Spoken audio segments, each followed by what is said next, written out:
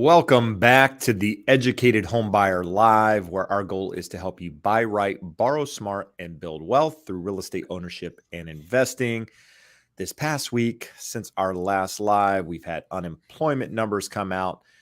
Unemployment's currently sitting at 3.7%. We've got mortgage applications down. We got interest rates more or less staying flat, maybe even pulling back a little bit. But Josh, the big news tomorrow is the CPI numbers. I was wrong last week. I thought it was last Friday. That was the employment number. So CPI is tomorrow. That is really the catalyst that's either going to send interest rates higher or potentially pull them back. Josh, welcome to the show. Yeah.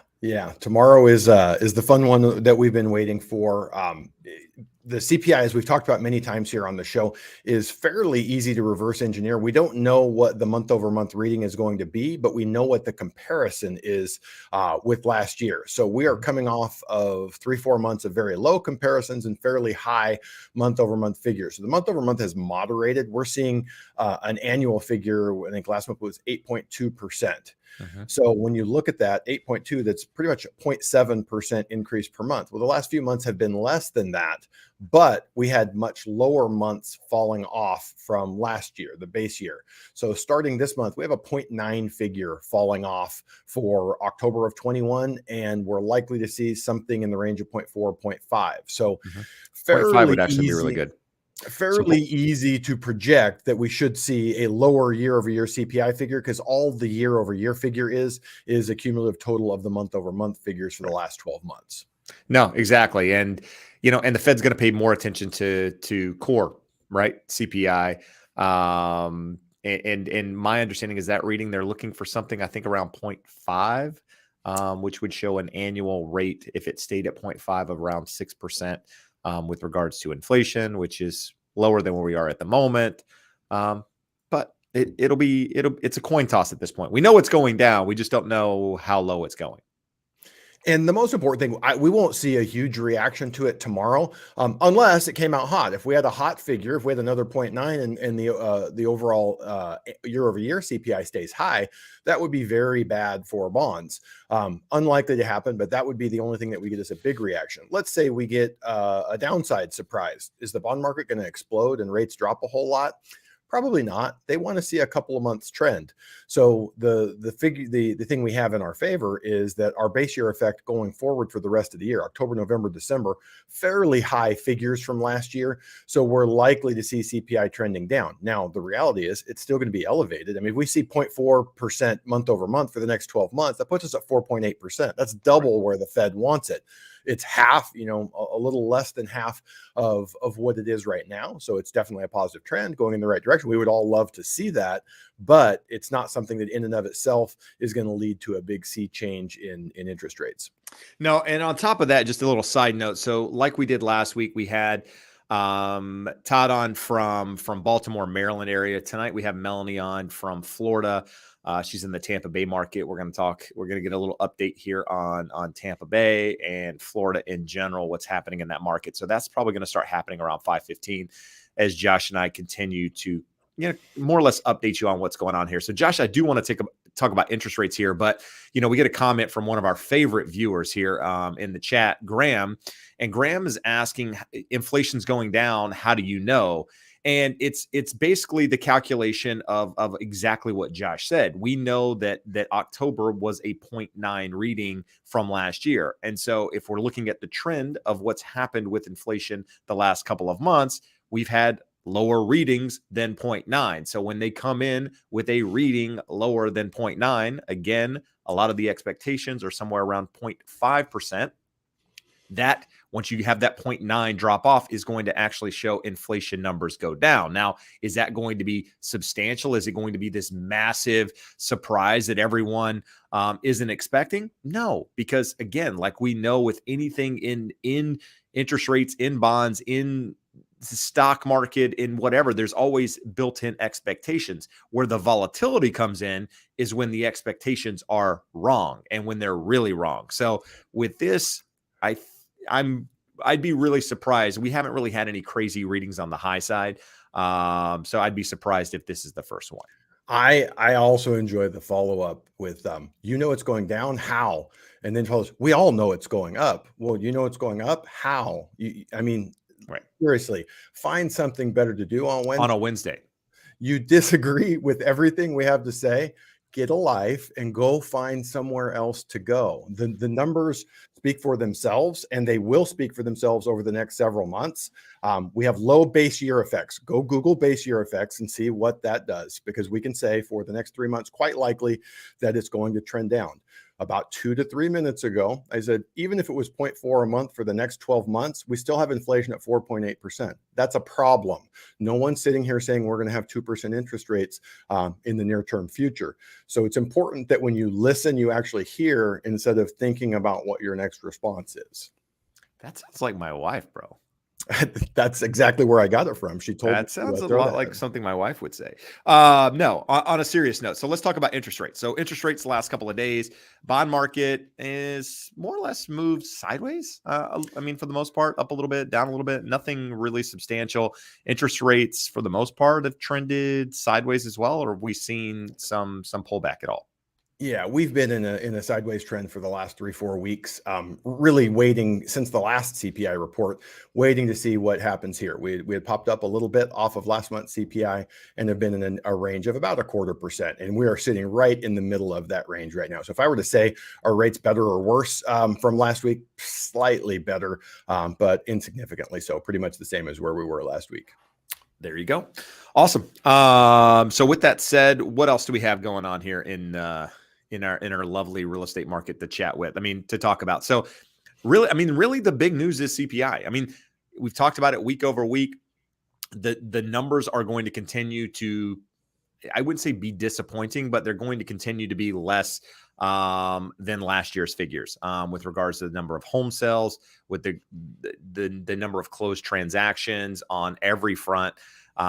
For one, again, you're comparing it to really high numbers the last 2 years that aren't normal for this time of year. And and then you have the seasonality playing its part on top of that. So numbers are going to continue to slow.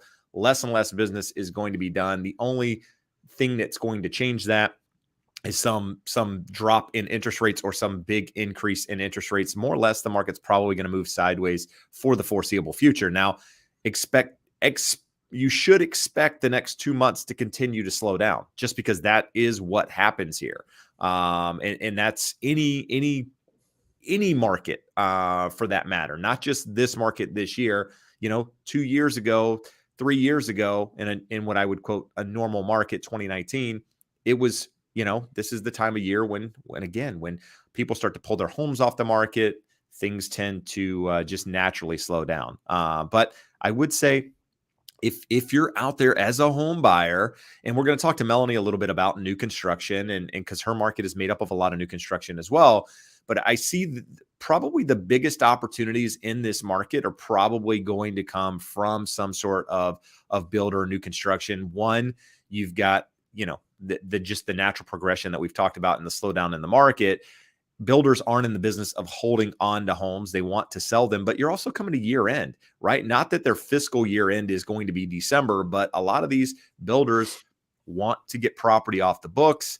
And not to mean they're going to give it away. I'm not saying that. We're going to talk to her about what she's seeing in her market and how she's approaching that. But I feel like there's probably going to be more of an opportunity to get a deal if you're looking at new construction over the next couple of months. So, Josh, what do you think about that? Jeb, really before we move on actually, and bring, Yep. Go ahead. You probably saw this week, Open Door had more layoffs and Redfin had some layoffs, and basically all related to their iBuying department. So we had Zillow get out of it completely. I didn't read into the stories to see whether they completely have backed out of iBuying, but it was funny to me, having flipped a ton of houses in the downturn in 2008, 2009. It was interesting to me seeing big players with big pockets and economies of scale.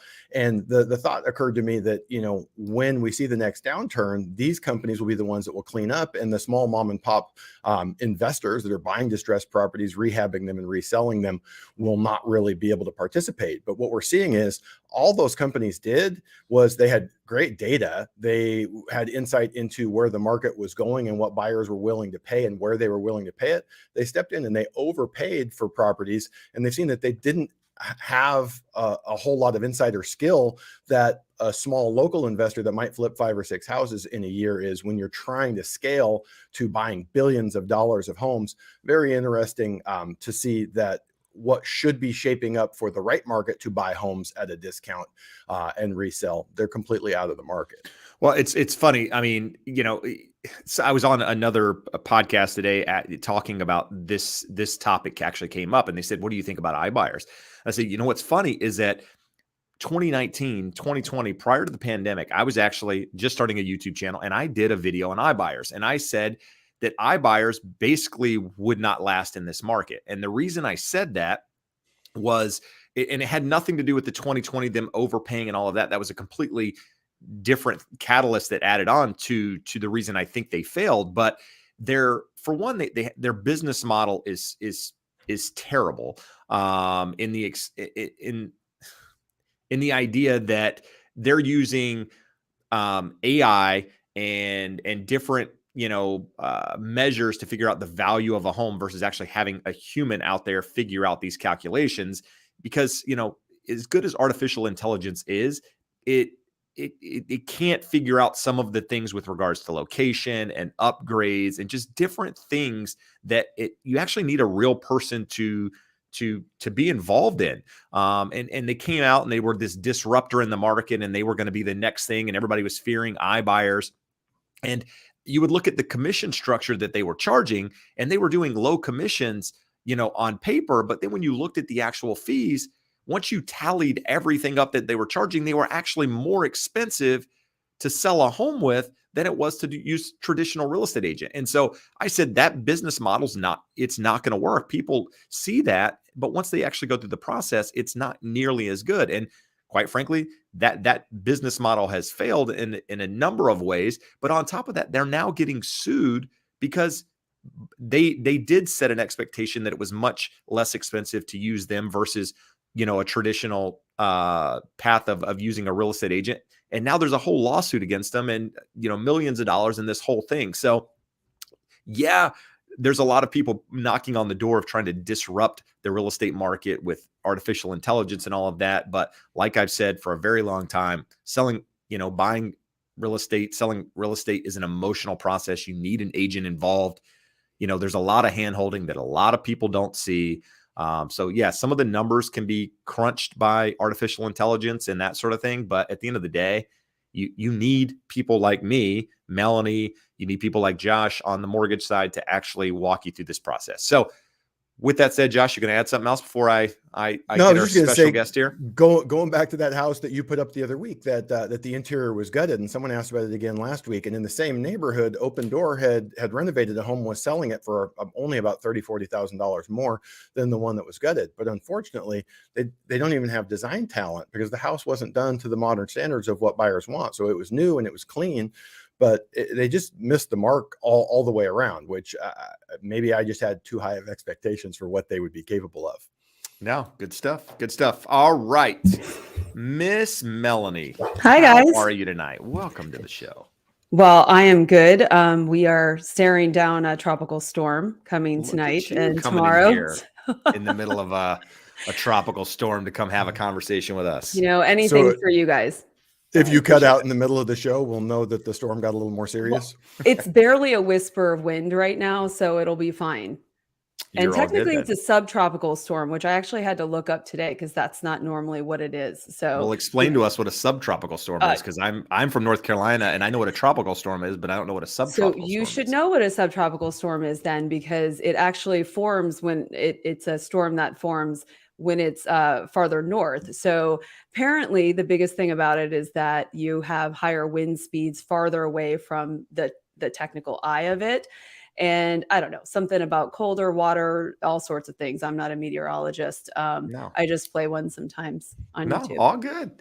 So Melanie, let's start the show. Josh doesn't know you. A lot of our viewers may or may not know you. So maybe a little bit about yourself, what you do full time outside of being on YouTube, and a little bit of hint of maybe, what you're selling in the market that you're in. Yeah, well, I have been a Tampa Bay area real estate agent for 15 years now. I started my YouTube channel in 2018 on a whim and talked to a wall for a while. And then it took off in about 2019, which was very lucky. It was pre-COVID. And obviously, as all of you know, Florida became quite the hotspot during COVID, and everyone was doing their research online. So the channel, Melanie Loves Tampa Bay, is about real estate. It is about Tampa in general. It is about, basically living in Florida. So even if you're not looking for real estate in Florida, if you're going to visit Tampa, there's a lot of great things on the channel in general. I just filmed a episode with my best friend about just local chefs and restaurants and things like that. So if anyone's visiting, that'll be a good one. That'll be out in a couple weeks. Yeah. And for anybody that's not familiar, videos are really professional, way more professional than what I'm doing on this side over here. It's Thank good you. stuff. But we wanted to talk to you about Florida real estate just because obviously, like everything else with regards to housing, it's kind of the focal point because it saw a lot of the migration from let's say blue states, for one, but also a lot of migration from people getting out of the cold, wanting to get to the warm, people being able to work from home, making that transition, wanting to live in Florida, amongst, warm weather, amongst other things. So, maybe just an update, because we actually haven't had a conversation on what it was like during the height of the market. So maybe just a little bit about what you're seeing in your market right now. And then, I think you're more higher end on the real estate side. So if you're more in the luxury space, if you can give us a little insight as to what's happening on the other side too. Yeah, well, that was a lot of questions. Yeah. So I'll start from the beginning. Yeah, during the last couple of years, as everyone knows, Florida was a hot spot. To say it was crazy would be a massive understatement. We have had an average sales price increase from 2019 in the Tampa area of about 62%, and that was buyer driven. Obviously, a lot of people were coming down.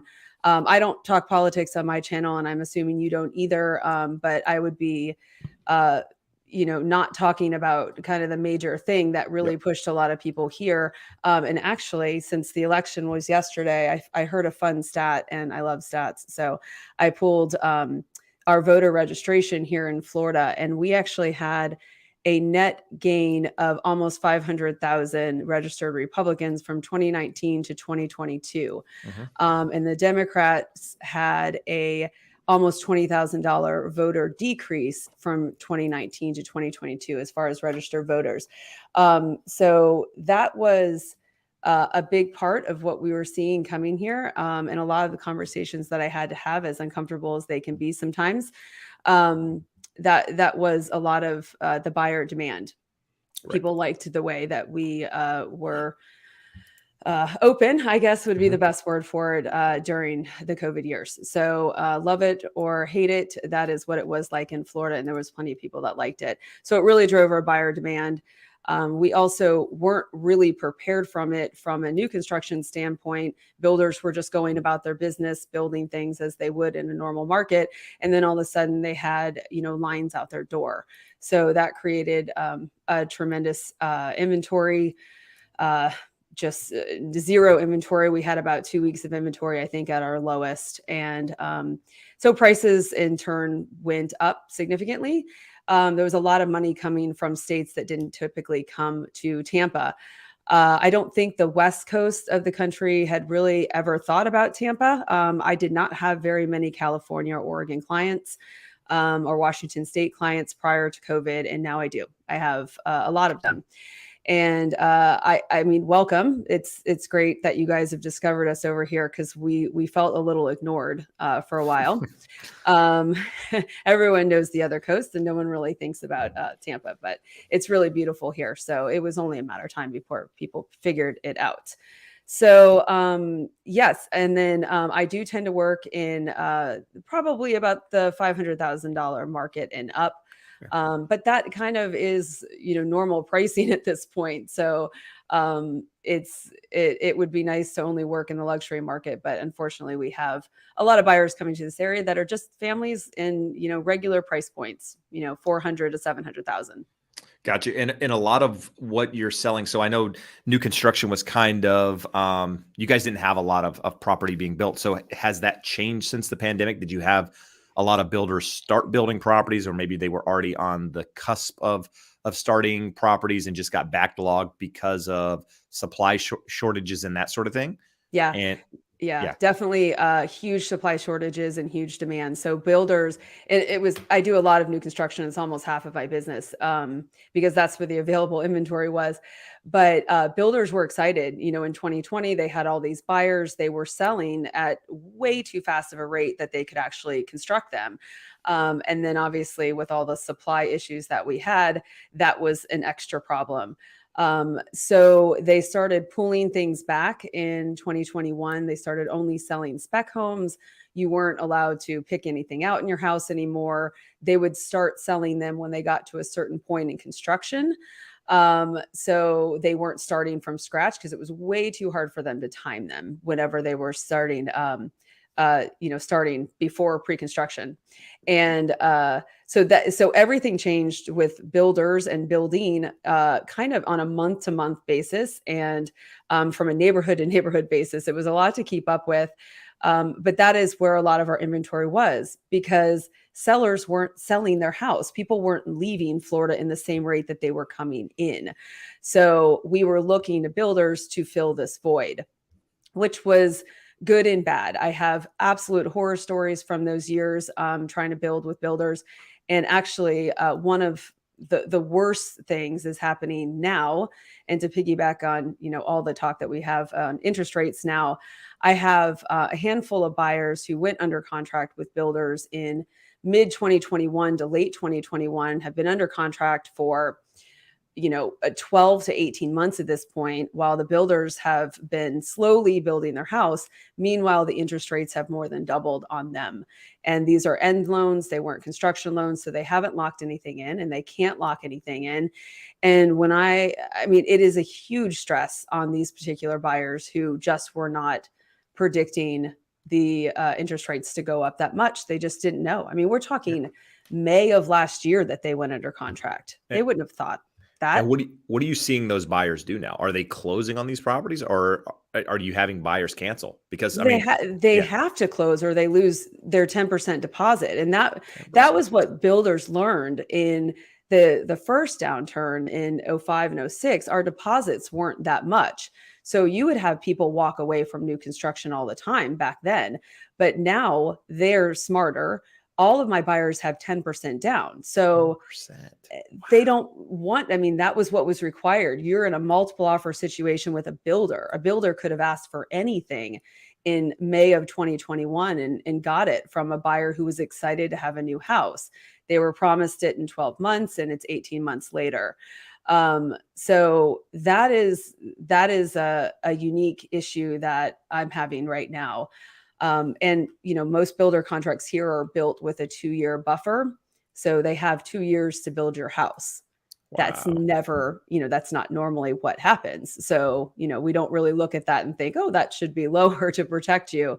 That was kind of just standard, breeze right by it in the contract before. So Now you mentioned something, Josh. You need to jump in here. I feel like this is a one-on-one here. mhm, You mentioned something about spec homes. So spec homes, mhm. for those aren't listening, this is a builder not building, a, a, a whole community, I assume, of homes unless they have somebody under contract. So they're building these as they come up. So are you having like communities where there's a bunch of homes sitting empty and they're completed, or is everything that's coming to your market essentially under contract and it's already accounted for? So we're still working through what's under contract. What I think will be interesting to see is moving into next year, because the same amount of buyers aren't, flooding the builders model homes right now. So they're building.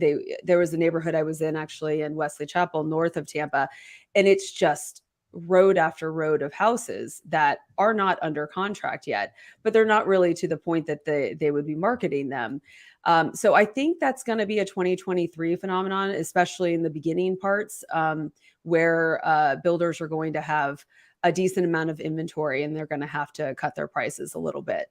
But for right now, we're still kind of working through what is under contract. You know, one of the things we talk about a lot here on the show is I'm less concerned with home prices and more concerned with affordability. Home prices are obviously a big component of that, but the thing that's kind of thrown things out of whack this year is, as you said, somewhere around 3% at the turn of the year, and now we're sitting somewhere around 7%. That's more than 100% increase in the interest rates. For you guys in the Tampa, St. Pete, Clearwater market right now, it's the 12th least affordable in terms of the measure of percentage of borrowers above a 36% debt to income ratio. Are you seeing much of an impact? We talk about a lot about the difference between willing and able demand. We never have a lack in California, and I suppose probably not in Tampa either, of willing buyers, people who would love to own a home. We start running out of able buyers when we have interest rates this high, pushing prices higher. Are you seeing much of an impact in your market on that? Yeah, I mean that's a huge part of our market right now. It's not that there's what I'm seeing more than anything is it's not that there's not able buyers out there, is there's not willing buyers.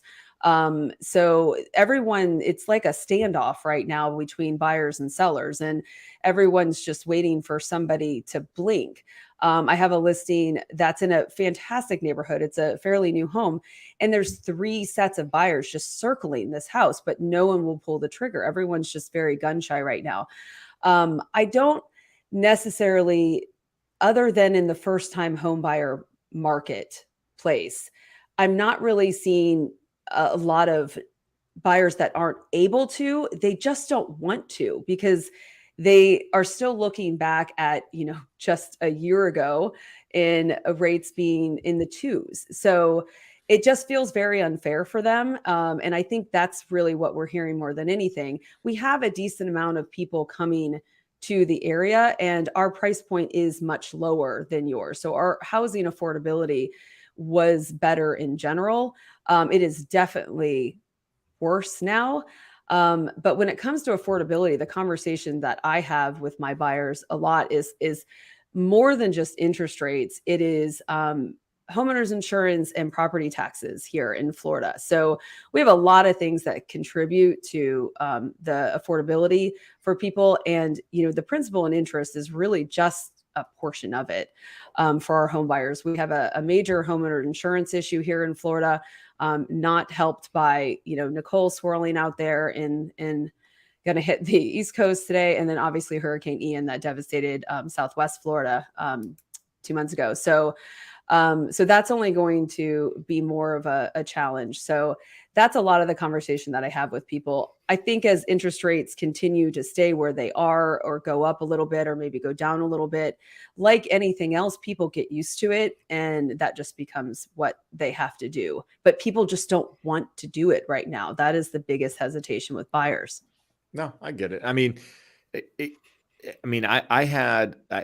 talked about this last week, I think, Josh, is the seller that I had here. I mean, it's, he put his house on the market. It's listed at 425. It's been on the market 2 weeks. 2 weeks. Very little time for a house to be on the market, especially a condo this size. It's a 1-bedroom condo.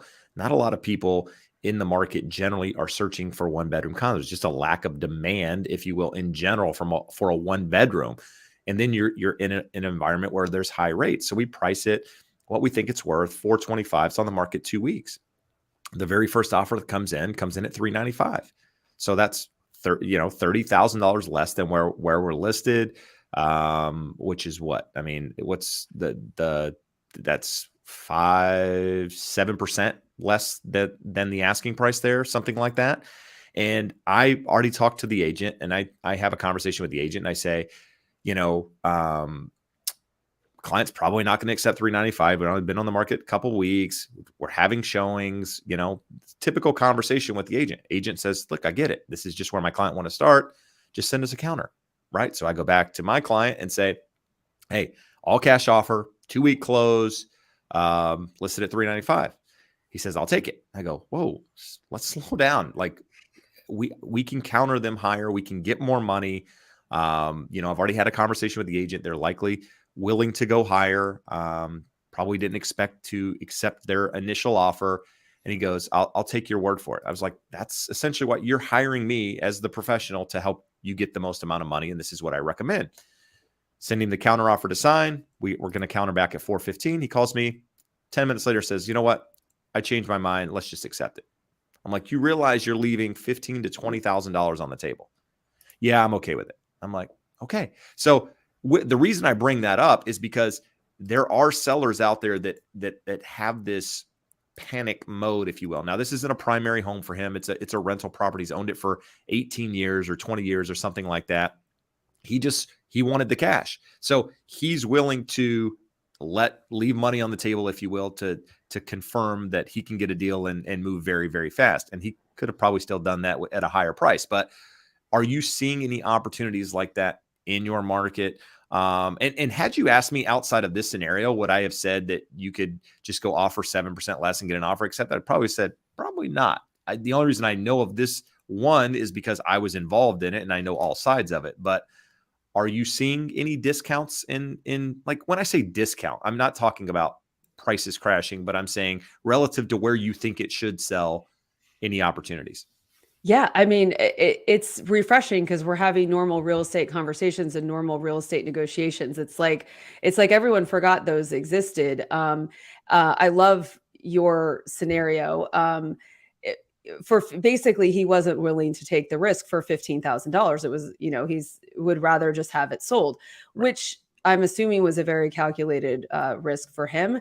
He probably had made a lot of money, I will assume, on that. If you're looking at even house prices here, if someone has equity of, 30% or so in their house, then, taking a little bit less just to be done and not have to show the house is worth it for a lot of people. What we're seeing as far as price reductions here, not necessarily huge price reductions on good properties. There's a very big difference in our market between the properties that were overpriced because their condition is terrible, and then properties that are priced well in good condition. We still are seeing houses sell. Certainly not at even remotely the pace that they were selling before. But now the terrible houses are not selling. They are going down in price constantly. And frankly, I don't have a problem with that. Right. For too long, sellers were putting crap on the market and saying, pay me top dollar for it and don't do an inspection, and I don't like that for my buyers.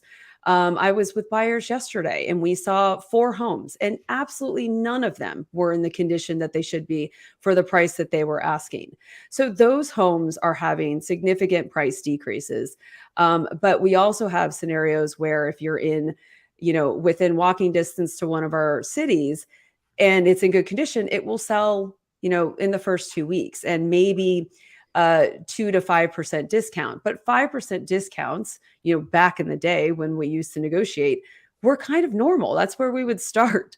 So the other thing, and talking to Josh, the other thing that we're seeing, because our appraisals are still coming in really high because they're using comps from the peak pricing. We have a lot of people just negotiating closing costs in as opposed to negotiating the price down. So the buy downs are big now here, and that's really what I prep all my sellers for. Is you're either going to ask for a price reduction and money towards buy down, or you're going to ask for both or one or the other.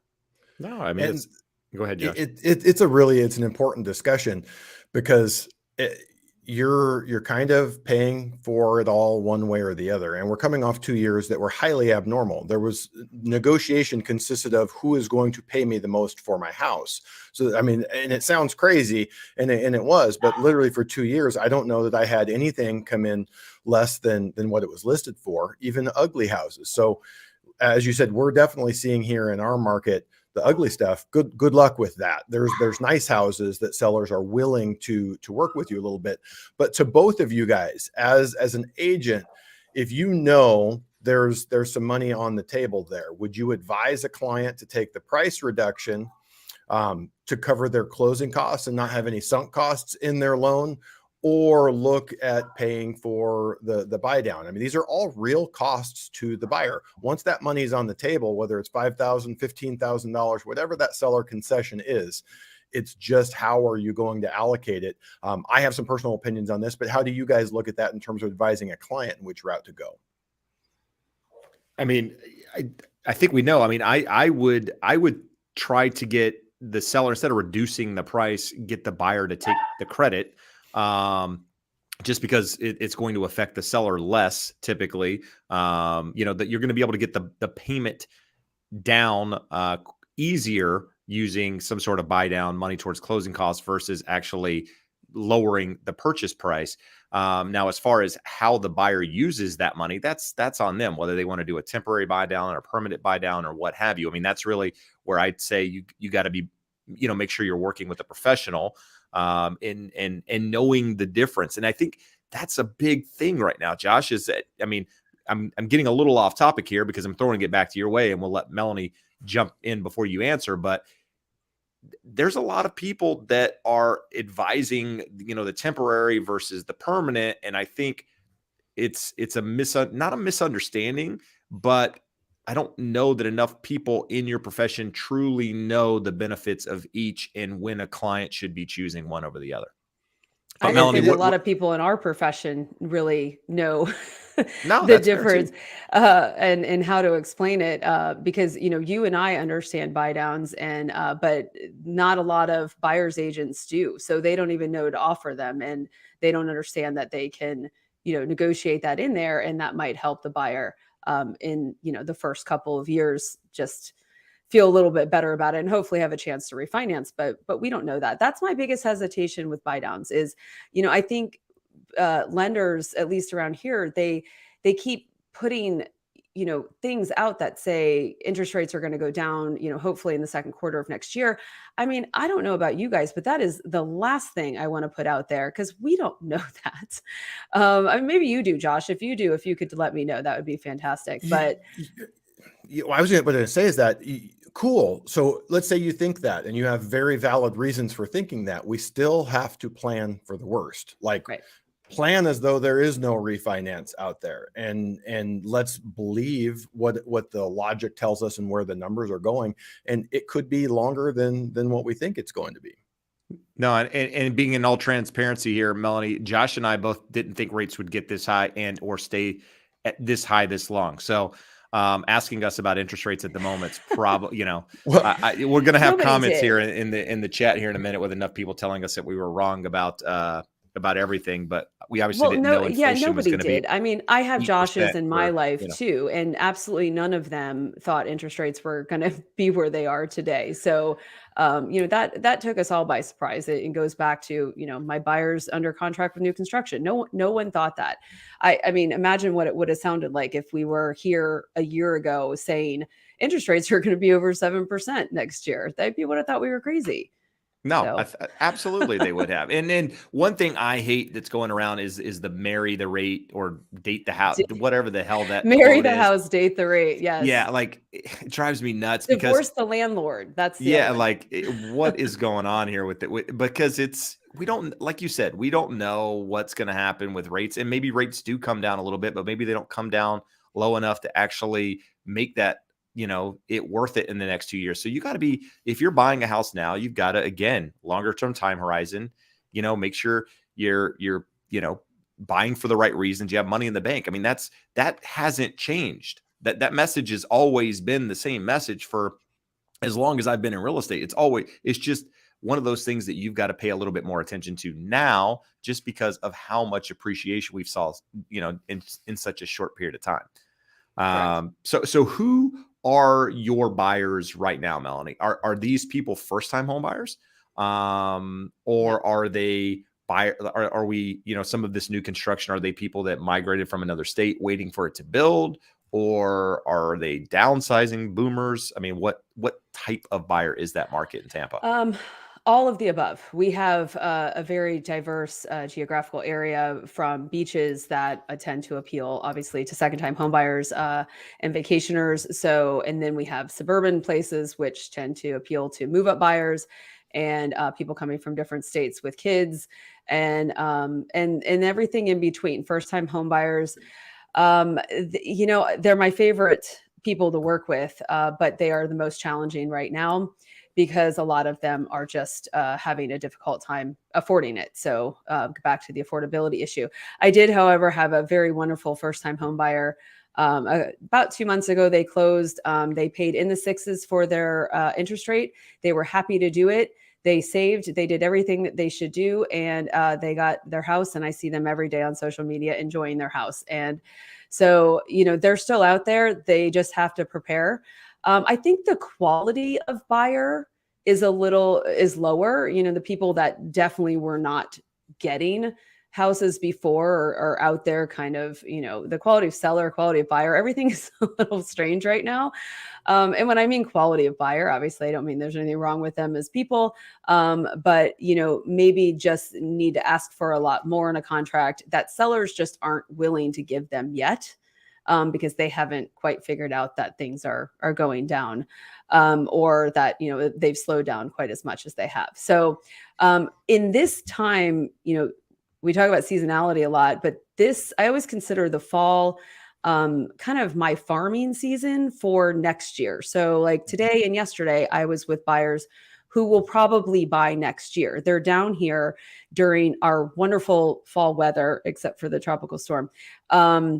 Looking to figure out what neighborhoods they want to live in, what type of house they want to live in. And we kind of do the prep work at this time of the year. And then they come back down in our high season, which is January through April, and they find a house. If you can find a house to buy right now, it's a great time to buy. But I'm telling you, the inventory that's there is not that great. So that's a challenge that we're having if anybody does actually need to buy right now. No, that's good information. To know what I will say is that if you looked at my market, similar in the fact that the ugly homes, the inferior homes, inferior location properties, they're sitting, right? Mm-hmm. A lot of them are still overpriced to start with. So you add that piece on top of it. But the homes that are, again, next to the beach, that are good location, that are priced right, that are nicely remodeled, turnkey model homes, still selling, and some of them over asking price, multiple offers. So it's a mix of multiple types of almost expectations in what people are going to get. Those that understand what they're getting, what they're buying, what they've been looking for, if it's there, those people are still buyers. Whereas the people that are, kind of the hesitation, wondering what's going to happen if, when, this, that sort of thing, those are the people that are probably going to be sitting for a period of time until, either something breaks, rates go up, rates come down, more people sell, whatever happens. Those people are, and this is going to sound really bad, but these are the people that I was working with sometime in 2019 that still haven't bought a house, right? Because it was never the perfect everything for them to pull the trigger. And that's not all the buyers right now, but there's a lot of them out there waiting for the perfect opportunity. And, from my experience, that perfect opportunity never actually comes. Yeah, no, it definitely doesn't. You were talking about something before I came on. You were talking about new construction and that being where the deals are. And I have advised that a couple times to people already. Lennar, which is one of our biggest, I'll call them value home builders here, their fiscal year ends at the end of November. And that is a huge deal for them. They have to close a lot of houses before the end of November. So anyone who is in the market in the Tampa area, if they want kind of the best deal that we have found in new construction, I will bring them to Lennar. Now, I have a lot to say about construction quality and things like that I won't get into. But then, obviously the end of the actual year in December, there's not a lot of other builders. So we are seeing in new construction things from zero incentives or, $5,000 towards closing costs if you use their lender, to now, tens of thousands of dollars in buy down credits and even price reductions on houses that are sitting. So for first time home buyers, and builders tend to be a lot more easier to work with for first time home buyers. They're not afraid of FHA loans and VA loans and all that stuff. So that is typically where first time home buyers end up here. The problem is that it is just farther away from our city centers. Our new construction is sprawling. It's, 40 minutes north of the city or 35 minutes south. So you have to be okay with that, but it's a great way to get into the market. Now, and when you say like an opportunity, for example, on that, what are we talking about wise, like where it was versus where it is now?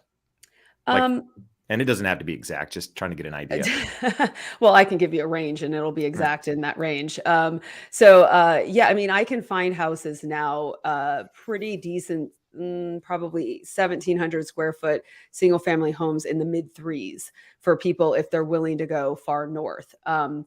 Or far south. We still have a lot of land in this area. And, I think that gets overlooked.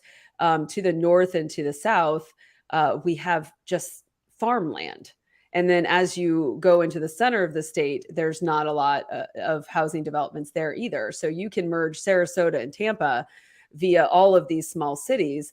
And there's a lot of room to build. So, and a lot of bullish outlooks from builders in the last couple of years. So they have bought a lot of land, and they are building a lot of houses.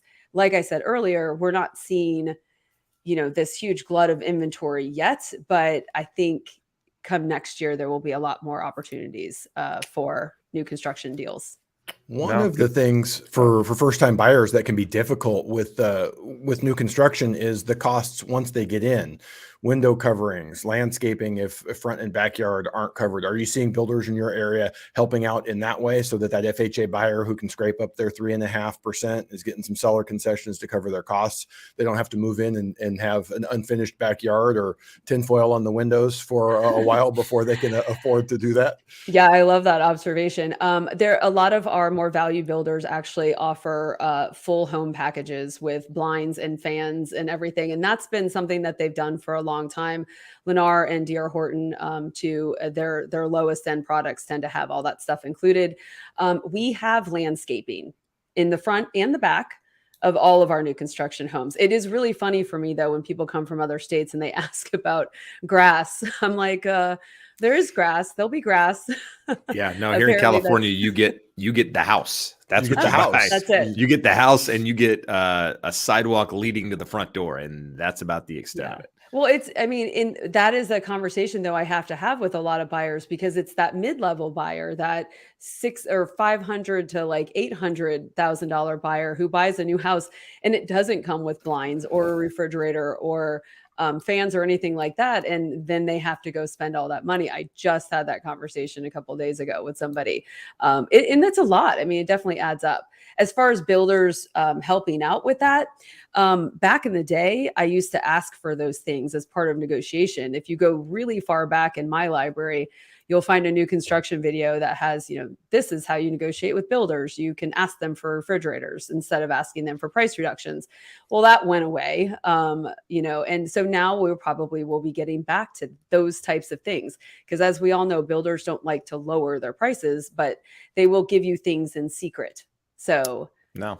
Always good to know. I mean, like, for example, in the heyday back here, the builders didn't even want to work with us as agents, right? So they would cut any compensation. They would basically make it very difficult to bring your buyers in, whatever. And then now, like, they're sending me emails every day about, the compensation they're offering or whatever. And we don't have a lot of new construction around here.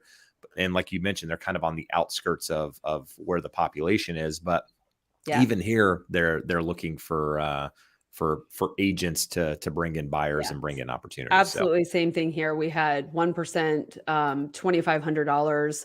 I think I closed one for like $5,000. I think that was the lowest one that I did. I think if you were a real estate agent in the Tampa area and you took out new construction because of what they were paying you, you lost a major opportunity to create relationships with clients, and builders for that matter. That was always one of my biggest focuses. One, because I'm just a construction nerd in general and I love doing it. And two, because that was where the inventory was. So what most people didn't ever realize is that whenever you do a couple different builds with these builders, they will pay you more. It was, on a sliding scale, but most people couldn't get past the fact that it said 1% instead of, taking their clients there. So, but there's a lot of real estate agents in Florida that probably shouldn't be. So. No, that's everywhere, Melanie. That's Yeah. everywhere. Are we reading this question? Yeah, we're gonna read this question to Okay, you. we're So, gonna read this with question. new construction homes, are they still requiring to pay $30,000 in earnest money? So I don't know if Pulte is your market or if that's our market here. I know they're in our market, but back to your question or your comment that you mentioned earlier when they were requiring a 10% down deposit, is that still the case, or are they flexible now that the market's changing? It's been a while actually. So because most buyers haven't really gone under contract in the last couple of months, I would say builders are more flexible on just about everything right now. Gotcha. The 10% might not be flexible, but I would certainly think so with most builders that it would be. So to answer Julie's question, yes, Pulte is a builder here. Every neighborhood was requiring different things. So it's hard for me to answer that in general as far as the 30,000 is concerned. But I would assume that if that was, a 10%, that was probably somewhere far north of here. And I don't know yet. It's so everything depends on the builder and the neighborhood and, what you can negotiate. It would definitely be in your best interest to negotiate that, if that's not what you want to do. And frankly, I wouldn't recommend anybody putting 10% down right now based on what I'm seeing. Good stuff. So Melanie, this is where we transition. We're going to start answering some questions. You're welcome to stay on. You're welcome to continue chatting, have fun, conversations, answer what you want, jump in here and there, wine. or you can go enjoy Can we your start night. drinking? It's Florida. I didn't know it was that absolutely. kind You of can a do that the party. whole time. I'm not prepared. I was drinking water and said, and I was corrected. Apparently it is a hurricane now. So Well, cold. we don't take corrections very well on this channel, so we just continue to say what we want to say, even if it's wrong. Great. Well, I'll stay on for a little bit. I have nothing to do. All right. Awesome. So Josh, let's hit some questions here. I saw one that was directed towards you that I'm going to throw up here. It says, if I have an extra at the end of the month, I don't know. Is it better to pay down principal or save for a future refinance or put in an index fund? 500K loan, 6.6 interest rate, 30-year fix. So just to the question, should you be paying down your principal more or keeping the money for another opportunity? Well, we talked the last few years when rates were 2.5%, 3.5%. It's kind of silly to pay it down at 6.6%. It's a reasonable return on your money. My first question before I make an answer on this would be, how much do you have in other reserves? If you don't have a nice chunk of savings set aside, then I would build up that reserve fund. And you have to decide what that looks like. Is that 6 months of living expenses, 12 months of living expenses that you have in a liquid account before you look at paying it down? You always, as you said in the question here, you always have that opportunity to take that money and pay it down later after you've accumulated some more. You have a chunk. You're obviously not getting the savings of not paying the interest on it while it's sitting in another account. But I would lean towards building up a nice account before even considering paying it down. So if you already have that and your comfort level is in the guaranteed return on the 6.6% net of any tax deductions that you have versus investing otherwise, then it comes down to being a personal decision. I would prefer to have the money liquid and invested elsewhere, but it's a totally reasonable decision for someone who's on the more conservative end of the spectrum or not super comfortable investing, that they would put the money towards the extra principal payment. Yeah. And then you could also put that money into something, get that 6.6% return, or whatever the return is, an I-bond or whatever you decide to do. And at which point you have some money in there, you could take it and pay down the principal on your loan and potentially get a recast on your loan and have the whole thing reset at a lower rate. Is that an option, Josh? Is that something that's reasonable to consider? Absolutely. So again, if you're accumulating it and then making a large payment, you're not saving the interest in the meantime. So you want to make sure you have an alternative where you're comfortable. But you mentioned the I bonds. If you're at 6.6%, you can put 10 grand away in the I bonds and get a better return than that for the next 12 months, and then kind of see where you're at. Is there a refinance opportunity? Are rates still high and you would like to pay that down? It gives you a little more flexibility. I just like to see people with the cash cushion. With affordability at the current levels, we have a lot of clients liquidating a lot of their assets to get into a property, and it's nice to have some reserve to fall back on once you get into the home. All right, Melanie, this one's going to be you because I don't know where Milton, Florida is, and I always I don't love know this where question. Milton, Florida is. Well, I always Prices are love not this question anyway. It's who's buying ridiculously houses. but It's size. who's buying houses in Florida, Melanie? Oh my gosh, I got that question so much. Well, one, it was people from California, and two, people from the Northeast, and I guess three, Midwest. I think it was depending on who you hang out with and who you associate with. There was a lot of people that felt like nobody had any money the last couple of years, but a lot of people had a lot of money. Yeah. And they spent it on houses. And so it was surprising to me how much money people would come down with, but they were coming down with a tremendous amount of equity. Anyone who bought pre-COVID was sitting on a lot of cash that they were willing to throw at other houses. And anyone, that's looking at Florida prices, I think our prices were very depressed here for a long time. We were majorly crushed in the last downturn, and our average house prices were very, very low. I mean, in the Tampa Bay area in October of 2018, our average sales price was $261,000. To you guys in California, that probably sounds crazy, but Sounds like a that was steal. 4 years ago. So anyone who has lived in Tampa or Florida, for that matter, anywhere in Florida, even 4 years ago, remembers when things were so much more affordable. So it is really, really different for people now that are used to what prices used to be. No, and you had a lot of people that were, going back to the people having cash and having money. A lot of people sold and were able to get more for their house than they thought they were going to get to begin with. And they were willing to pay more for a house than they probably wanted to pay just because they had some excess money. And we saw a lot of people, again, do very well, not just in housing, but in the stock market and other places during that 2-year stint of the Yeah. pandemic. So there was a lot of money floating around. It was fun money for them. I mean, they genuinely didn't think they were going to have an extra $100,000. No, So agreed. they were just like, fine, we'll pay extra for this house. Yeah.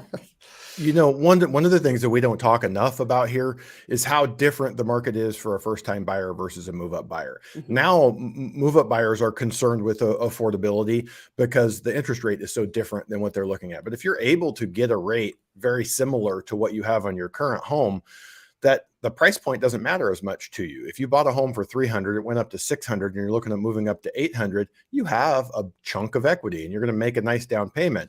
Now, if you're leaving behind a 3% interest rate and taking out a 7% interest rate, that's what we're seeing right now. But the calculus of should I buy or should I move is very different for a homeowner versus a first-time buyer. First-time buyer has to calculate that entry point and be a lot more careful with what they're doing than the move up or move down buyers. No, good Agreed. stuff. And Yeah. and Julie, this was her first comment. She welcomed Melanie to the show and said, with the public service loan forgiveness and student loan forgiveness, will it hurt my chances of buying if my student loan debt is forgiven, Josh? So student loan debt is forgiven. What do you need to be able to show a lender to confirm that so that it doesn't count? Well, we've never seen it happen. So once it actually comes through, the expectation would obviously be that there's no negative reporting. It's essentially being washed away by the government. Now, the thing that's important to remember is student loans are issued by private issuers, but insured by the government. So if this comes to be, the government is going to have to make those investors whole.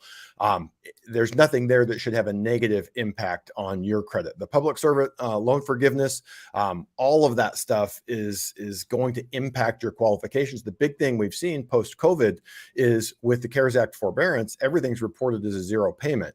Most lenders will not use a zero payment. So you have to go back to your servicer and document what that PSLF payment would have been, or what the IBR, the IDR, repay, pay, whatever they're calling, whatever program you're on. We have to document what that payment is to be able to use that payment because it's not being reported on your credit report.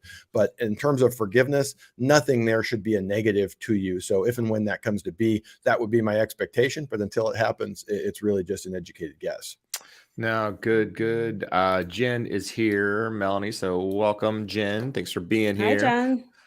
Question. Dina says, how do you determine the true value of a house or a property? You would have to ask an appraiser only ? So, I'll throw this your way, Melanie. When you're trying to figure out the value of a property, say for now, are you going to Zillow or Redfin? I know the answer is no, but what are you doing with comps, right? Because comps are Skewed high, right? From 3 months ago or 4 months ago, kind of like you mentioned, appraisals are still coming in high. So how are you trying to figure out the value or helping a seller understand where the market is at the moment? That's a fantastic question. I just had this conversation with sellers yesterday. It's not as much of a science right now because we can't just look at comps and say this is what it will sell for. For the most part, we're coming up with list prices based on obviously what things sold for. We might look back a little bit farther, to a couple, typically I would look maybe 3 months back. Now I'm looking 18, maybe a year back and seeing what prices were back then to, kind of figure out that range. But more than anything, we're just trying to price things at a range where they're not overpriced. I think that's my goal, is to not overprice anything. So yes, it feels a little bit low in comparison to the highest comps in the neighborhood, but as long as it's not reading abnormally high to buyers, they're still coming out to look at them. And as we all know, the only person who really determines the value of the house is a ready, willing, and able buyer. Mm-hmm. So as long as we're getting people in the door based on, looking at the comps and kind of going back from there, then the buyers are then determining the true market value of the house. But it is difficult right now. It's really difficult. And you guys think about this. When we had the market going nuts for 2 years, the appraisers didn't have the data to keep up with it.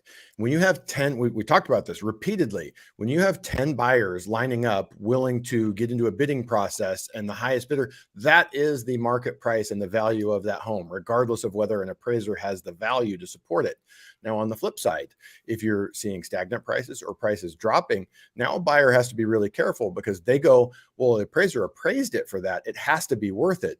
The appraiser is just someone analyzing data according to a predetermined set of principles. So if the market is dropping, they may look and have data that supports whatever value you agreed to pay. That doesn't mean that's what it actually is. If you are the only buyer, there's no one else out there, and you're the only one bidding, it can be hard to know exactly where that value is. And that's where you and your real estate professional have to sit back and go, what's the trend in the market? What have we seen over the last 90 days? Where was the last sale? How does that home compare to this one? That's really where you guys earn your stripes. The last few years, it was how do you win a bidding war? Now it's how do you arrive at an accurate price that will, induce the seller to actually sell the property, but make sure you're not overpaying for it. It's much more difficult in the current market than it was then. When you have an auction, the auction sets the value for the home. We don't have that right now. No, and I still believe you can't underprice a home. I believe that there's still willing, able, ready buyers that are looking for property in neighborhoods. If homes are priced correctly, they're still going to get an offer. But it's not, like you said, it's not the craziness that we've seen over the last couple of years where people are overpaying for property and waiving everything. It's more normal. It's what we're used to. And again, I talk about it all the time. People have very, very short memories when it comes to real estate. And it is, they only remember what happened the last 2 years. It's funny when I go back and watch some of these videos that I filmed in 2017, 2018, it was like, these are the things that we were talking about in a normal market. And we're back to that, guys. And and you're just going to continue to see more of it. So yeah. Let's see. Talking about the normal market, like our inventory compared to 2019, you would ask that, we have 356 homes less on the market this month in comparison to the same month in 2019. So it's the exact same, essentially, amount of houses that we were selling in 2019. Now, we didn't have 7% interest rates in Right. 2019. So that's the difference. No, and it's a big difference. It is. I mean, we're Yes. not trying to sugarcoat that. So guys, we've been on an hour. It is going to be that time when I ask you guys to hit the thumbs up if you found any value tonight. If you like Melanie being here, you can also find her on YouTube at Melanie Loves Tampa Bay. Her handle is in the description of the video. She's on social media as well, on Instagram, TikTok too. TikTok. You on TikTok? I can't get. I love watching it, but I haven't done it yet. So it's all not good. in any meaningful way. Facebook, all of those places. So make sure you guys check her out there. And then if you guys haven't listened to the latest episode of The Educated Home Buyer, go check that out on the podcast. This week we talk about 10 red flags to look for if you're getting a loan, what you should look for when you're talking to a lender like Josh, what conversations that you're having, what you should be listening to, what you should pay attention to, the questions you should be asking yourself, maybe another lender if you're getting multiple quotes, just to make sure you're getting the best deal possible. So check that out while you're out there searching the internet and looking for things to do. So Melanie, if you're going to stay with us, we're going to get to another question here. Didn't we have another Tampa question? Yeah, no, this is Tampa question. Yeah. Oh, okay. Requesting broker price opinion in Tampa to drop PMI. Bought in November of 2020. Is there any way I should prep or stage my house? What do they look or care about? Josh, you can probably add to this too. Yeah. Well, they're not supposed to look or care about anything, but just like when we have appraisers, I mean, obviously a BPO is similar. I always tell you or my sellers to make the house look like it's show ready. I mean, they're humans. So if the house looks great and smells great and everything else, then it's psychologically. Yep. I don't know. You tell me, Josh, has it been proven that appraisers will value something a little bit higher if it's in clean? I've never seen the empirical data, but it's logical, right? I mean, you can have the same exact house, but one's just messy, dishes piled up, and you guys would be shocked. That's what we should do one of these shows, Jeb, is pull out like the most absurd appraisal photos you've ever seen. My wife's also a wholesale account executive, and she would send stuff over like, I just can't believe that someone would have an appraiser out to give an evaluation of their home and wouldn't do anything, like the bare bones minimum. So it's perfectly logical that there's going to be some impact. It shouldn't. The house is what it is, and someone should be able to see through whether you have red vinyl furniture or whether you have the most beautiful couch ever. That shouldn't come into play. They're supposed to be looking at what would the market value this property at, but human nature, they tell you it's hard to see through ugly. No. Yeah. I mean, I would hope that they would be able to get that so she could drop the PMI on that. 2020 was, a lot of value added away. since then. Yeah, a lot of value added since then. What would it be in Tampa in the last 24 months? How much would, in general, if we're just generalizing on your market? So we had just in Tampa specifically, it went up about 20% year over year, and then 17% year over year before then. So a lot. We're looking at 30 something percent. So yeah, if she had a FHA loan or something like that, then hopefully she can get, or 5% down, she should be able to get that value in. And the important part for those of you watching at home, she's saying she bought in November of 2020. It's a critical time frame. On a conventional loan, the lender can require you to have mortgage insurance for the first 2 years. Melanie just gave us the numbers. There's probably been 20% equity in that property for over a year, but the lender was saying, cool, you got to have that PMI for 2 years. Now you've hit that point, get the BPO and get it removed. I think she brings up a really good point though. And Josh, if you could talk about this for my own knowledge, this is a good way to, or maybe something to bring up with our clients in order to help their affordability for people that did buy in 2020 or even early 2021, if they can get rid of that PMI. They probably have more equity and no one's probably talking to them about that.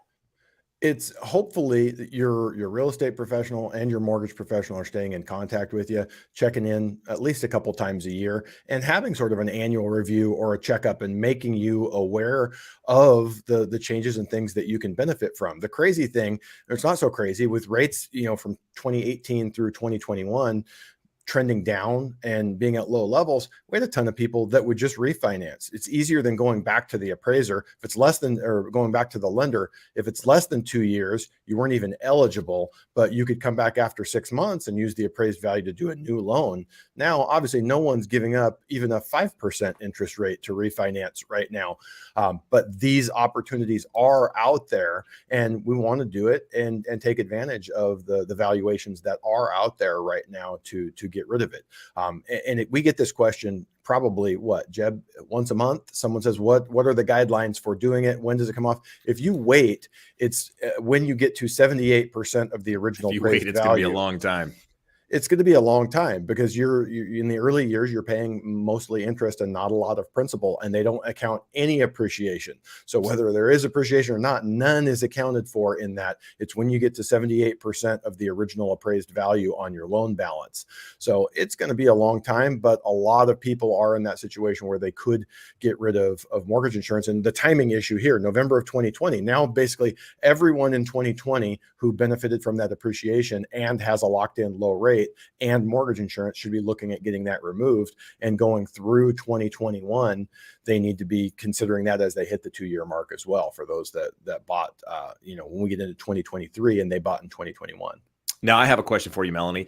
Did Yeah. you see any of this? So you've been in 15 years, so that would put you right at the heyday 07. of the market. So in our market in 07, 08, obviously home prices went down considerably. So shortly after that, you could actually not petition, but you could ask the county by providing comps to actually lower your tax basis at that time, by providing, closed comps of properties that had sold, showing that, hey, values have gone down, therefore we should lower my property taxes based on those comps. Do you guys have anything? I mean, Yeah, I yes, don't think and we values have have it even dropped. better.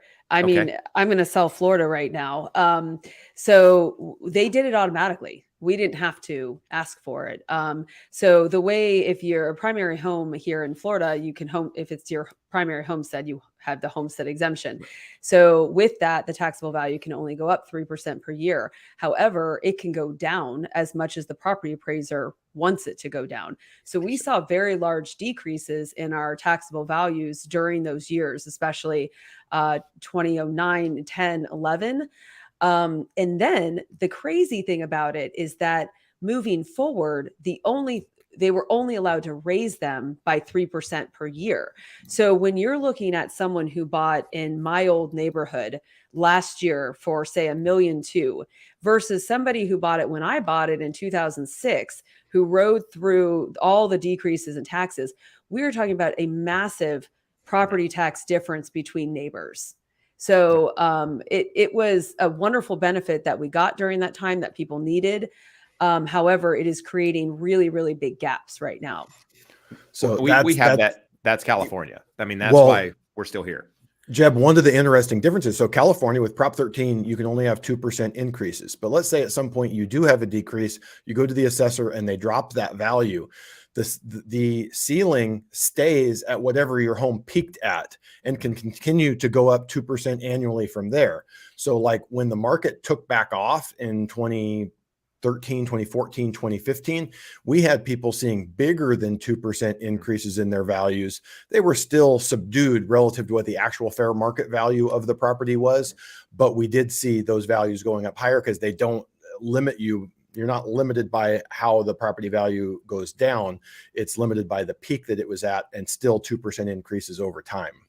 Yeah. And that's, where I was going with the comment that I made, Melanie, is that, our property taxes, like we have, grandma who bought her house in 1960 beside me, who pays like $1,000 a year in property taxes. And then my bill's, $12,000 a year, or whatever the number is. Right. And it's just a matter of when you bought it and you paid, that 1% based off the value or the price at that time. And then it couldn't have increased more than 2% per year. Yeah, I mean, exactly. I mean, the difference is we didn't have to ask for it. No, that seems like a lot of work for your property assessor. No, it was, I mean, it came through us initially. So we had to fill out a form, provide the comps, and then somebody had to analyze it and say, yeah, this is accurate. It's not, whatever. But the only reason I even brought that up is just to see, if values did decrease by some big amount, if there's some sort of forgiveness, if you will, when it comes to property taxes. Yep. So Flash a Light says, do automated valuations, including Zillow, take into account the last sale date? If the last sale was 30 years ago, it could be outdated and have deferred maintenance versus the same house that sold last year. So here's the problem with Zillow, is that it's probably more wrong than it is right, because of what you just mentioned there, is that all Zillow can do is look at data with regards to bedrooms, bathrooms, square footage, lot size. That's essentially what they're looking at. And they can get some sales history on them and what have you. But where they're missing the mark is location. Where is that property located versus the neighbor? Is one have a view? Does one not have a view? Is one staring at the ocean? Is one backing to a freeway? All it's doing is looking at the data, so to speak, and not anything more than that. And so it doesn't know if Melanie's house is completely dialed into the nines and upgraded, yesterday, and my house is completely original from 40 years ago. That's where Zillow is wrong. And the data is easily manipulated. I've told you guys this, and I've actually showed it to you, where Zillow will come out with the value of a property and say a home is worth, say, $500,000. If I go list that property as a real estate agent, if I list it and say I list it for $2 million, Zillow will automatically change their number to $2 million or around $2 million just with me listing that property there. So the numbers are very easily influenced to whatever someone lists that home at. So in a market like we're in right now, the numbers are going to be off if somebody's overpricing property. I mean, it's going to be off more than normal. At least that's how it is here in California, because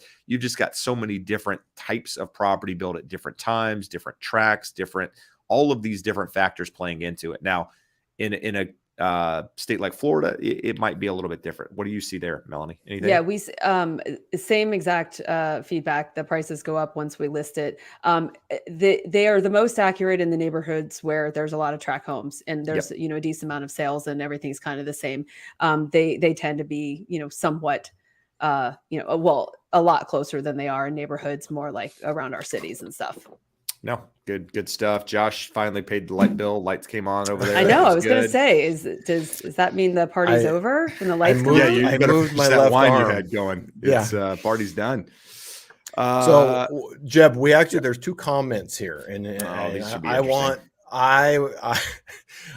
to hear here. So Jen, your producer, says Melanie helped us buy a house for $47,000 in 2009, and then follows up with our property taxes in 2011 were $300 a year. So give us some context to this. What did that look like, and what did it end up? Is it a rental now? Did it get sold? Is what we want to know. What does Jen live in was what we're trying to figure out here. Actually, I mean, that was the depths of our short sale foreclosure market. So the house that she bought was, I forget what year it was, probably somewhere in the 50s. I'm sure Jen will chime in a second, on Coquina Key, which is actually a really lovely piece of property south of downtown St. Pete. Her and her husband were just looking for a deal. Everyone was at that time. And it was a short sale. I think we negotiated for several months, as they all were back then. And I think she sold it for $87,000 when she moved to Atlanta. So she made a decent amount of money on it pretty quickly. And the market still wasn't that great whenever she sold it. So she practically doubled her money, but yeah, that was back in the day. Now that same house, I think she did a video on it, was for sale in the 200s. Again, I'm sure she'll chime in with the actual number. But yeah, I mean, it was like 700 square feet though. It was tiny. She said it was a 2-1. It wouldn't qualify for flood insurance now. So we probably wouldn't even be able to get it insured now, but that was different days back then. No, good stuff. Alex, can I take a second loan on my primary to pay off my investment? And would you recommend that, Josh? So how does it work? Second loans, HELOCs? Give us a scoop. I would hope and imagine that your interest rate, even with an investment property loan, a non-owner occupied loan, would be at a lower rate than anything you could get in terms of a second mortgage right now. So I don't know that there's going to be any savings. You would end up with that investment property free and clear, but your interest costs are probably going to go up. So I wouldn't advise it. Unless I'm way wrong and you have a much higher interest rate. Maybe you did a hard money loan on the investment property and you're still looking at being able to lower the interest rate and payment. But can you do it? Absolutely. There's nothing preventing you from doing it. We had a lot of people. I had a few clients that were nearing retirement age that had multiple highly appreciated properties and they were renting them out. And we were able to massively increase their cash flow when rates were lower by combining the loans, paying off the loans on a couple of the investment properties with the equity in their primary residence. So it can be a good strategy. You just have to look at what are your interest costs on the current loan, what would the interest costs be on the new loan, and it's probably not going to pencil out right now.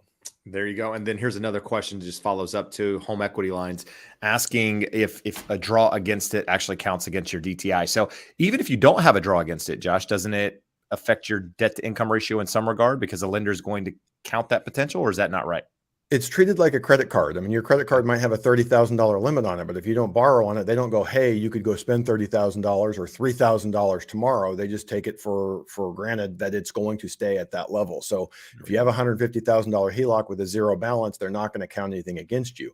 If you borrow that $150,000 for a down payment on another property, we have to get your documentation and calculate what that payment is going to be and count it in your debt to income ratio.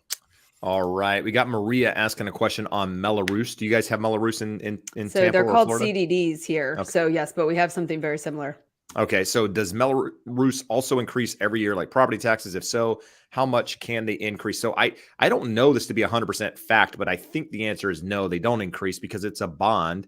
And essentially what they do is they take that amount, they spread it over a certain period of time and come up with a payment amount that's the amount, right? And you pay it on top of your property taxes. So not entirely.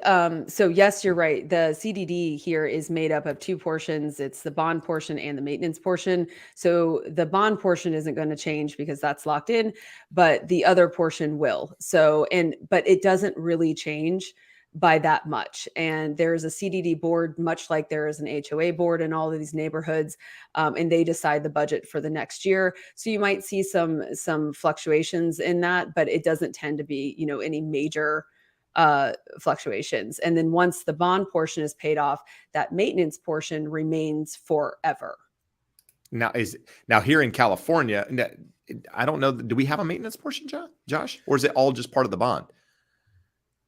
I never look at them. And the crazy thing is we pull a tax profile on it, right, and it tells us, is it a percentage based or is it a flat dollar amount based? And the dollar amount is generally set in stone unless the voters vote to increase it. The percentage obviously goes up with the value. Yeah, I don't know here in California I think that it's more of a fix. Now, like Melanie said, maybe it adjusts a little bit, but it's not enough to, Wouldn't the bond eventually be paid off though? It is. Yeah. So it's a 25, 35-year bond, depending on, how long they structured it. But I think the payment itself is set. And I don't know that there's any additional fee per that Melrose. It's just more of other things that are happening, with regards to, taxes around whatever. So after 25 years, though, that just goes away.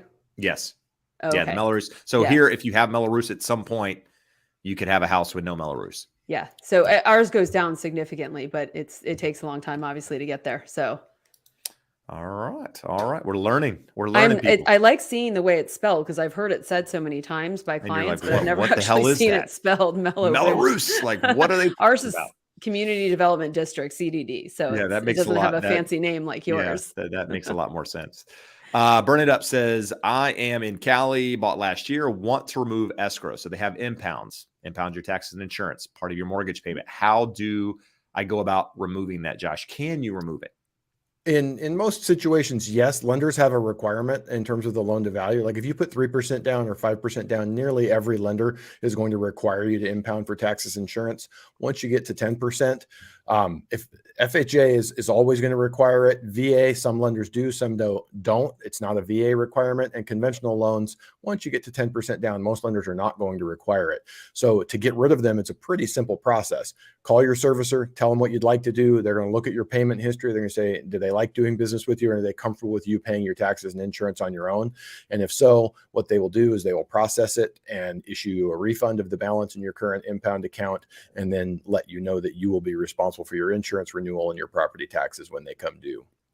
All right. Dina comes in with another question asking the risk of buying or with looking into buying foreclosure. So I would say the risk of buying a foreclosure is, I mean, the same risk of buying any property really is that, you know, you're going to do a property inspection. You're going to do these unless you're buying something off the courthouse steps, at which point, obviously, there's greater risk involved. And most people aren't doing that because that's a cash sale.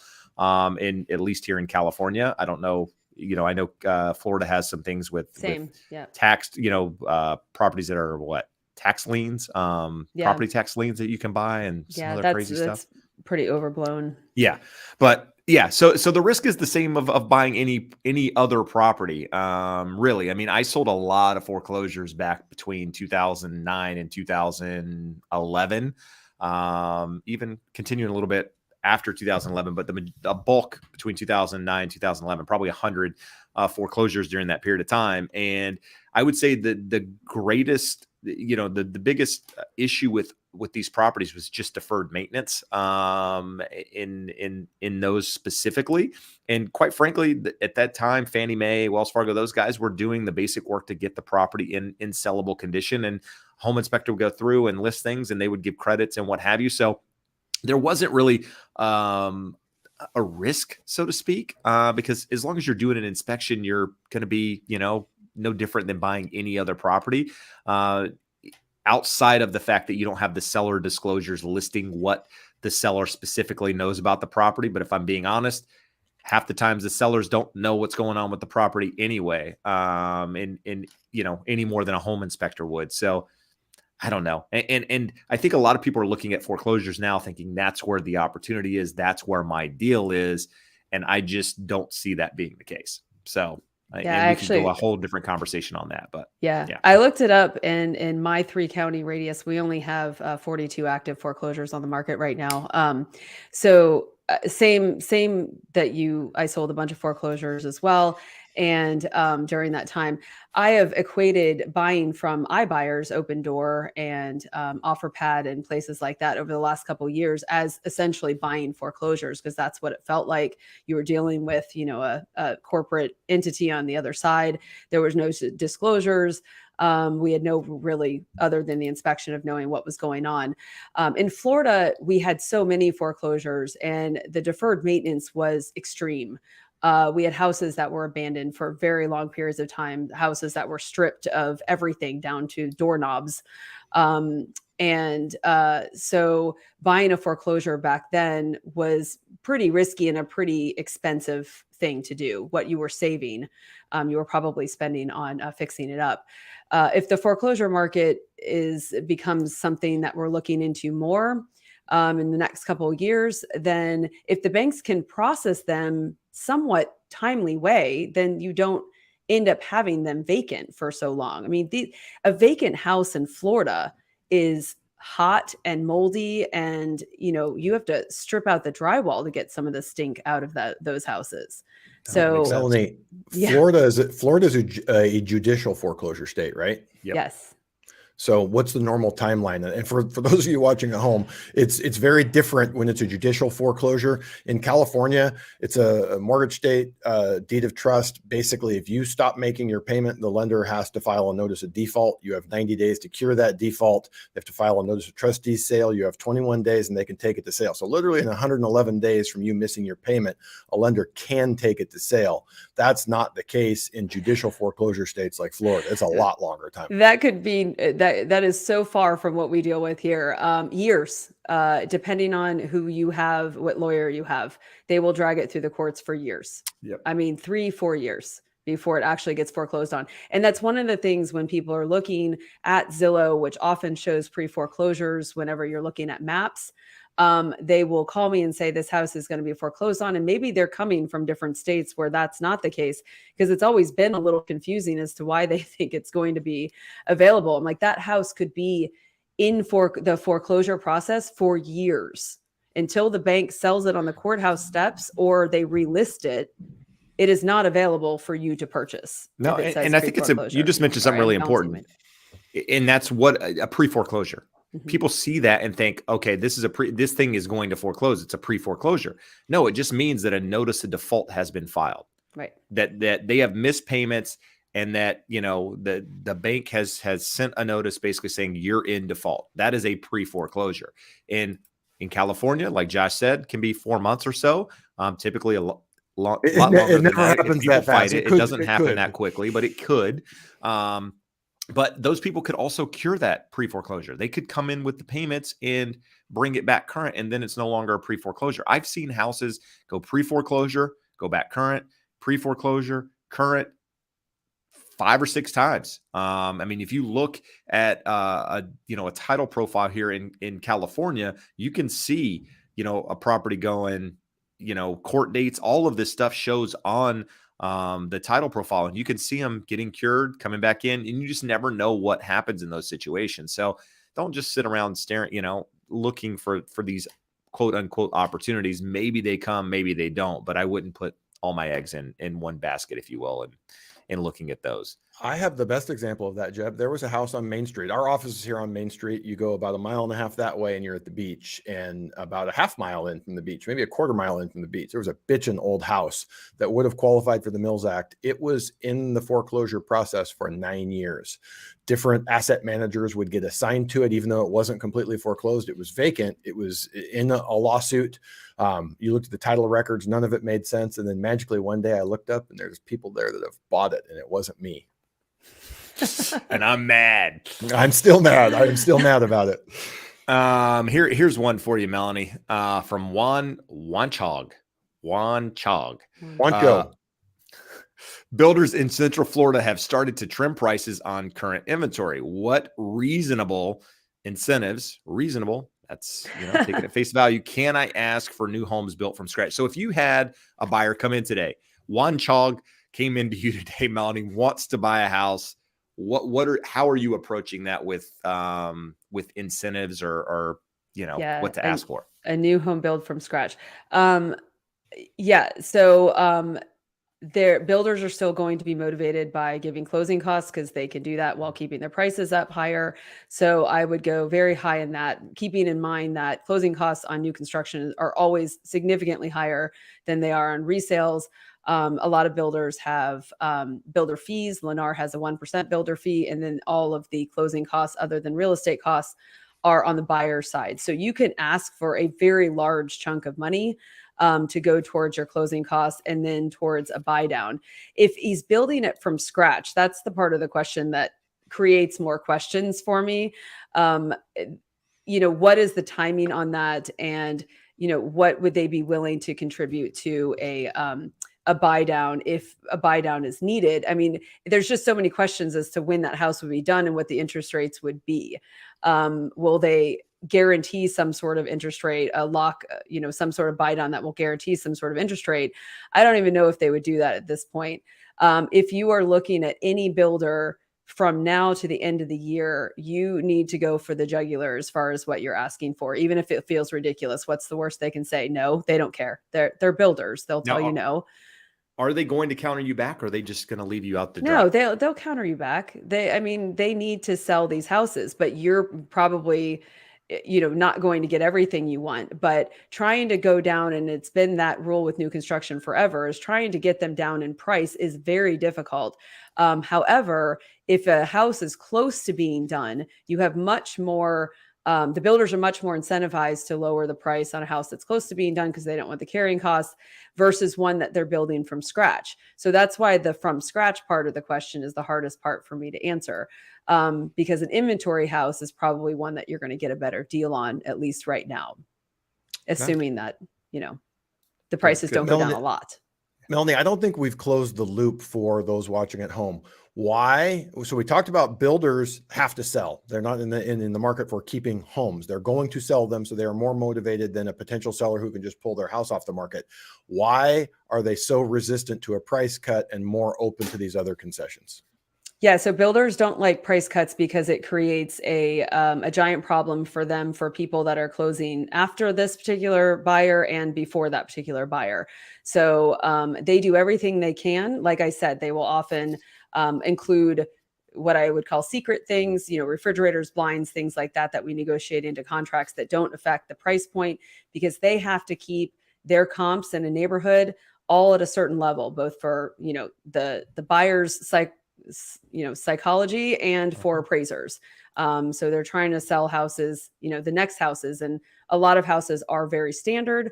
So they don't want to start lowering prices. That brings everything down. Now, if they're holding on to a lot of inventory, they're going to have to lower prices. That's just obviously the nature of the market. When they start doing that, we have already seen them start to do that, but they're lowering prices on inventory homes, not necessarily houses that you're building from scratch. Right. And they're doing that because they need to close them before the end of their fiscal year, whether that be the end of November or the end of December. So yeah, that's going to make some of their previous buyers mad, but it'll make their stockholders happy, which is what matters to some of these larger companies. And I also have to assume that by keeping the price high and giving credits and that's a tax deduction, right? They're taking a loss on some of this stuff versus lowering the price up front, because the price up front, lowering that price, there was never a sales price that they were selling it at. You know what I mean? It's once there's a price that somebody, confirms, and now you're reducing things. Maybe there's a tax incentive there for them to do that. I don't know. Maybe I'm making up something. Yeah, I don't know. I've never really thought about the builders' tax breaks. Yeah, and I think a lot of these builders are probably, we're not feeling bad for builders. I'm not, at least. A lot of these guys are probably getting 20% more than they ever thought they were going to sell that house for when they planned this community 2 years ago, or whenever they were planning these communities, just because of what happened in the market. I think a lot of builders ended up getting more money than, on different communities because of that. Yes and no. I have a lot of builder relationships. And what I will say is that where they got crushed, and I say crushed because they're fine, they're paying their bills, is the people that went under contract, say early COVID years. So fall of 2020, the cost of construction went up so much during the time that house was being constructed that their margins were definitely more narrow. Now, they were selling more houses and they were able to price them better to cover those costs. But there were a lot of people that I closed new construction houses that it was laughable how low the price was. You knew that the builder wasn't making a ton of money. So that I'll play devil's advocate. And no, that's good info. Yeah, I didn't think of it like that. Yeah, they probably got into the middle of that and realized they priced things too low just because of the cost had risen. And that's why they stopped. Raised? Yeah. No, and that's why they started selling it at a certain point of construction, because at that point they were able to price all of their materials. They knew what all of the framing wood was going to cost and all of that. And the windows, windows were a major problem. So once you get just before drywall, the price of the house, you've already ordered everything. So then they could price it properly, which made sense. And I totally understood when they did that. And frankly, it was easier than having these, questionable timelines. No, good stuff. Marion lives in Brandon, Florida. That's a little ironic. Brandon, Florida. Yes. That's a suburb outside of Tampa. $1,650. Would rather have a mortgage. Do you need lots for closing costs? Josh, saving for closing and paying rent feels impossible. So are there people out there to help you with closing costs at the moment, Josh? Lenders, builders, sellers? It's a really good question. So we've just been talking about new construction. Can we get sellers to pay it? Yes. Most likely. Resale, are sellers wanting to move homes, especially if it's not the most beautiful turnkey home? Yeah, they're willing to do it. Lender credits can be really difficult in the current market just because with rates up, lenders don't want to pay a premium. So they won't let you bump your rate and get much of a credit because they don't want even higher rate loans on the books because they're worried that they're all going to pay off. So it comes back to, Can you get it covered by the seller is going to be your best option, and you should absolutely be able to. Important question, Melanie. We get this all the time. People always want to ask, how much are closing costs, or how much do I need to have saved for closing costs? And I can tell them very well what it's going to look like in California. These vary a lot regionally. For us, on a typical purchase in California, they're going to have about 2%. It's going to be about 1% for their closing costs, about another 1% for their prepaids to establish that impound account. You want to be safe, say 2.5%, 3%. How do closing costs look in Florida? Yeah, that's very similar, about 2%. And obviously, it depends on whether they're buying new construction or if they're buying a resale. So, and Josh, what might, not to tell you what to say, but what might be helpful to Marion is to go through how much a lender is, or how much a seller is actually able to contribute to closing costs and prepaids. Those percentages are a lot, and they cover the closing costs and prepaids for the most part.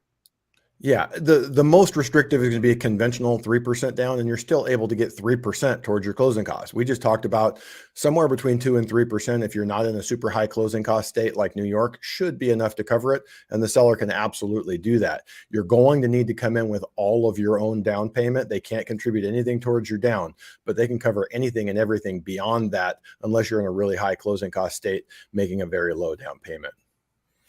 No. Agreed. And I think you'll see a lot of, more of those incentives out there. Like, Melanie said with, I was reading Jen's comment with Melanie said with, builders out there, right? They don't want to lower their prices. They're more willing to offer incentives. Sellers are the same way. We talk about prices being sticky to the upside.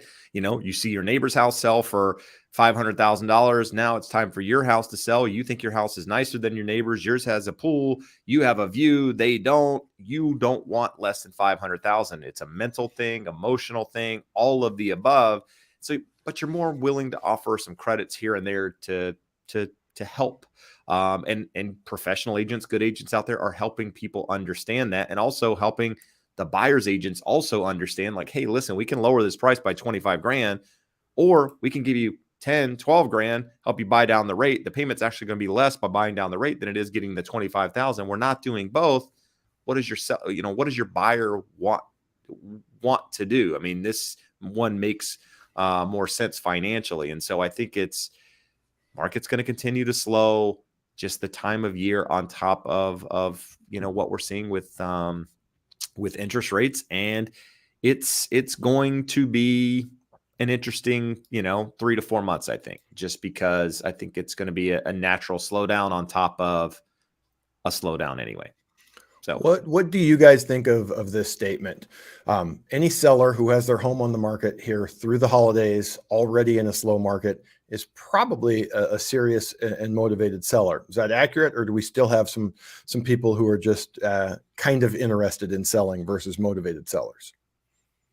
I don't have any sellers that aren't trying to sell their house, because the only reason people are even selling right now is because there is a reason for it. They are being located to a different city for a job is most of what I see around here. So no, we don't see sellers. I mean, where are they going to go? The interest rates are high everywhere. So unless they have a really good reason, they're not selling. no, and I'm with Melanie on that. And I think, I would say, again, traditionally speaking, if you have your home on the market this time of year, you're a serious seller, because you don't want people trancing through your house, Thanksgiving, Christmas, trying to be with family and that sort of thing. I mean, it's known as a time of year for opportunities for deals just in general. The last 2 years, a little anomalies in the market there. But yeah, I think you're serious. I mean, if you're putting your home on the market at the moment, I had a conversation with a seller that we're going to be listing our house after the first of the year. Do you need to sell now? No. I said, I would put my house on the market at the moment. And not because I think the spring she's going to get significantly more money. I just don't think it's not going to sell right now because of the price point, because of, she needs to do some things to it to get it on the market. For one, I think it's better to, when she's ready and has the property in the right shape to put it on the market, is going to be a better time than trying to force something before the holidays, because I don't think it's going to happen before the holidays, just because it's in the luxury price point, above $2 million. And so I think it's worth just waiting, seeing what, next couple months hold, and then listing it at that point. So yeah. Should I ask for a showing at 5 p.m. Christmas Eve to determine how serious and motivated your seller is? Dude, I had a listing appointment one time on Christmas Eve. My wife almost killed me. But yeah, at a bar, mind you. At a bar. I showed up at a bar, an Irish bar. This doesn't sound like a listing appointment at all. It was a listing appointment. Sound more fun in California. We sat at the bar. What's that place over in Fountain Valley over by the police station there? Silky Sullivan's? Yes, Silky Sullivan's. We sat at the bar and had a beer on Christmas Eve to discuss his listing. True story. I think it depends on what time of the day it was. That's a really good question. I don't remember. It was not at night. I do know that. It was early. It was 11 p.m. But it might have been worse because I think it was like 9 a.m. On Christmas Eve in the morning. We're drinking in a bar.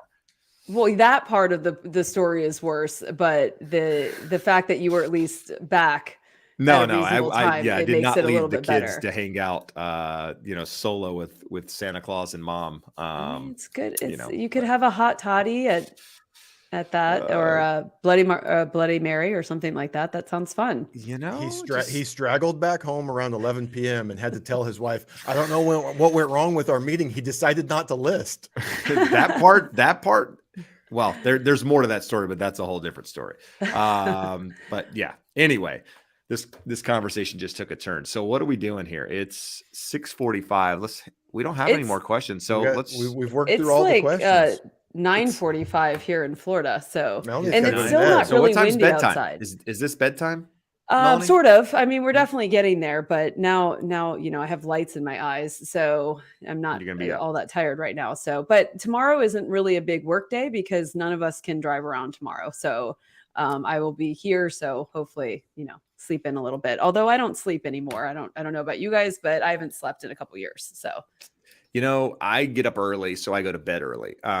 So, we're approaching my bedtime here. It's only 7:00, and I'm being a little facetious. He gets up early, he means like 4 a.m. early, like ridiculous. Well, I do the same thing. I think that's just the mind of a real estate agent. I mean, once I'm somewhat awake and everything kind of floods in my head, forget it. It's not happening anymore.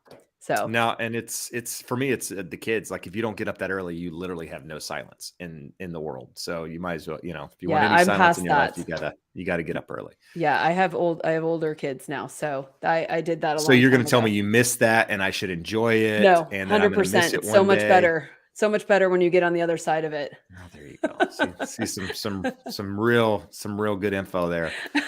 Where are we at here, Josh? Any questions? Or we I think we're done. Everyone's saying thanks. So I think we're hitting they're as interested in being on the market as sellers are right now. Yeah, exactly. So we're approaching that slow time. So guys, Melanie Atkinson, Tampa, Florida. Melanie loves Tampa Bay. Check out her channel. It's all about Tampa Bay, Florida real estate. Follow her on social media, on Instagram. She's got a great following there as well. A lot of new construction, a lot of pretty houses, a lot of good info out there. So check her out. If you haven't done so already, like the show, follow us, follow her, follow everyone. Check out, latest episode of The Educated Home Buyer. And I'll let you and Josh, Melanie and Josh, you guys send us out here. Anything you want to say, add, tell people, it's all good. No, we're getting lots of nice comments here that we had a great guest. We have 2 weeks of guests and both guests delivered big time. So we were very fortunate to be graced by your presence and getting some perspective from the other side of the world, despite you being at risk of a tropical storm, now soon to be a hurricane. Yes. Well, thank you for having me. I very much enjoy talking about all of this stuff. I put an Instagram story up right before I came on that said, I think I need a hobby because figuring out statistics is entirely too much fun for me. So I guess it's good that we have an outlet and sure.